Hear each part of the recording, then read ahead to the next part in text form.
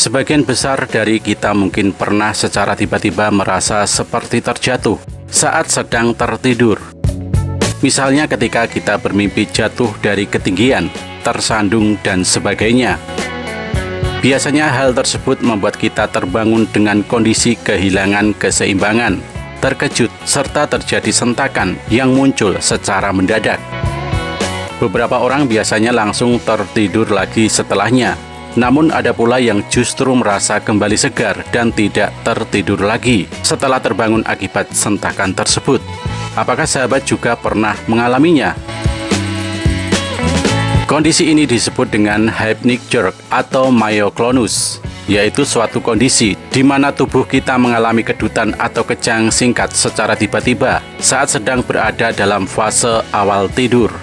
Selain itu, penderita hypnic jerk juga dapat mengalami gejala seperti mendengar suara letusan kecil atau melihat kilatan cahaya. Sentakan atau kejang tersebut terjadi dengan cepat, tidak beraturan dan meliputi seluruh atau bagian tubuh tertentu. Sementara itu, hypnic jerk yang cukup parah dapat menimbulkan gangguan berjalan, bicara, makan, bahkan mengganggu aktivitas sehari-hari. Kondisi ini umum dialami oleh banyak orang, sekitar 70% orang di dunia pernah mengalaminya. Menurut pakar tidur dan penulis buku The Power of When, Michael Breus, rasa seolah-olah terjatuh itu disebabkan oleh sistem saraf kita yang sedang berubah menjadi mode tidur. Pada saat itu tubuh kita sudah mulai rileks, detak jantung melambat dan suhu tubuh pun menurun. Akan tetapi tekanan otot di dalam tubuh kita berubah, sehingga bagian otot dapat bergeser.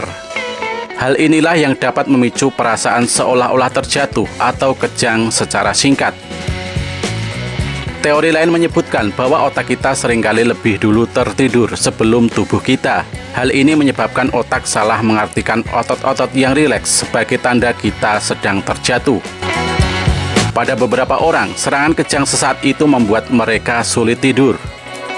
Ketika sulit tidur, otak kita justru semakin cepat tertidur, sehingga resiko mengalami sensasi seperti terjatuh ini menjadi semakin besar. Kondisi atau fenomena dalam tubuh ini bisa disebabkan oleh banyak hal, misalnya karena kita melakukan pekerjaan yang berat pada malam hari, stres, atau akibat dari konsumsi kafein, nikotin, dan alkohol.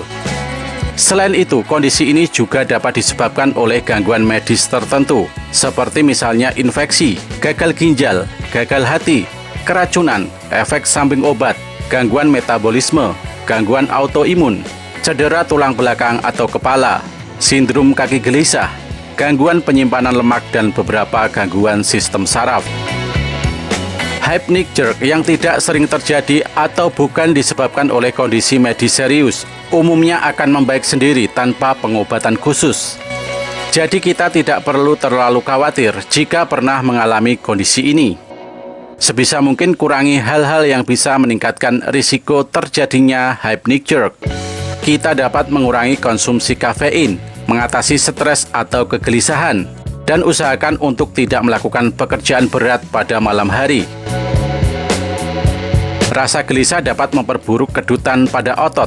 Oleh karena itu, asupan nutrisi dari zat besi, kalsium, dan magnesium perlu dikonsumsi untuk meningkatkan kemampuan otak.